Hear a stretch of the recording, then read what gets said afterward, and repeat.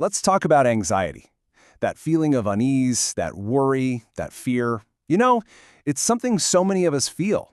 But the big question is, what can we actually do about it? Well, today, we're going to dive right in and build a practical toolkit you can start using, well, right now. Does this look familiar? You know that feeling, right? When your thoughts just start to spiral, and one worry just jumps to the next, and it feels like you just can't turn it off? If you've ever been there, I promise you, you are definitely not alone. And that's exactly why we're here. We are going to build your personal anxiety toolkit, and we're going to pack it with strategies that actually work. We'll start from the inside, with your thoughts, and then move to your body, and finally, look at your daily life. All right, first step, mastering your inner world. We have to start with strategies for the mind. Because, let's be real, that's the command center where so much of this anxiety stuff gets its start.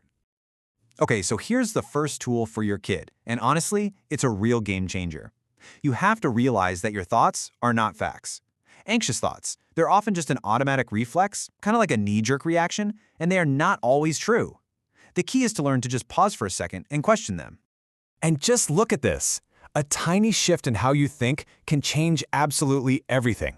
That automatic thought on the left, I can't handle this. It just feels so final, doesn't it? So overwhelming. But when you challenge it, you can reframe it. You're not pretending it's easy. You're just saying, okay, this is tough, but I have tools to manage it. That right there is where the power is. So what do you do when your mind is just totally lost, worrying about the future or stuck on something from the past? Well, you have to pull it back to right here, right now. This is a technique called grounding, and it uses your senses to literally anchor you in the present. And one of the best ways to do this is the 5-4-3-2-1 technique. Seriously, you could do it anywhere. Just pause. And in your head, name 5 things you can see around you. Then, 4 things you can physically feel, 3 things you can hear, 2 things you can smell, and finally, 1 thing you can taste. It sounds so simple, but it works because it forces your brain to get out of that anxious spiral and focus on the now. All right, our last tool for the mind is journaling. And I love this quote because it just nails it. Journaling isn't about solving all of life's problems in one go. Nope, it's about getting all those jumbled, worried thoughts out of your head and onto a piece of paper. It creates just enough clarity to see what's right in front of you. So we have some tools for the mind, but let's connect that to the body.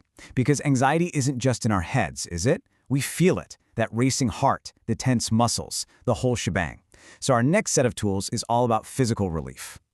Now, probably the most powerful and immediate tool you have is your own breath. You can use it anywhere, anytime.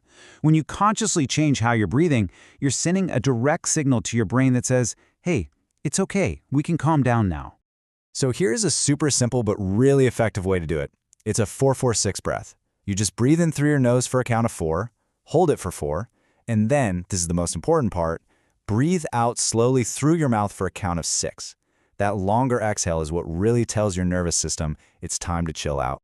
Now, beyond breathing, there are some foundational habits that really build up your resilience over the long term.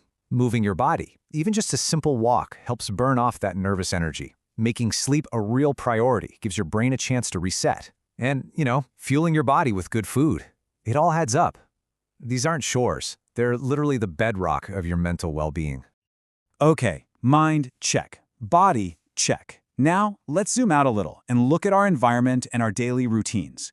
Because designing a lifestyle that supports you can create this amazing buffer against all those anxiety triggers out there. It's just so easy to fall into that overload trap, right? The news alerts are pinging, you're endlessly scrolling. It keeps our brains on high alert 24/7. The antidote to that is control. Not controlling the world, but controlling what you can. Things like having a simple routine or deciding when you're going to check social media. It creates a sense of calm and predictability. Anxiety can be so isolating. It can make you feel like you just need to retreat from everyone. But one of the most powerful things you can do is the exact opposite, connect. Just talking about what you're feeling with a friend or a family member you trust, it can lift such an enormous weight off your shoulders. All right, we're on to our final section, and this one is so important. Using all these tools is amazing, but sometimes we just need more support. And knowing when to reach out for professional help, that is not a sign of weakness. It is a huge sign of strength and self-awareness. So what does that support even look like? Well, there's therapy, especially types like cognitive behavioral therapy or CBT, which is fantastic for learning new strategies. And there's also talking with a doctor, who can discuss if maybe medication is a helpful option for you. These are just more tools for your toolkit. Whew. Okay, we have covered a lot of ground today, from our thoughts all the way to our daily habits. So let's just do a really quick recap of the essential tools we've just packed into your new anxiety management toolkit. So here it is, the core of your new kit. For your mind, you've got challenging those automatic thoughts and grounding yourself with the 5-4-3-2-1 trick. For your body, you have that incredible 4-4-6 breath. For your daily life, creating a routine and talking to people you trust. And underpinning all of it is knowing that it is always okay to reach out for professional help. Look, you don't have to master all of this at once. That's not the goal here. The goal is just to start.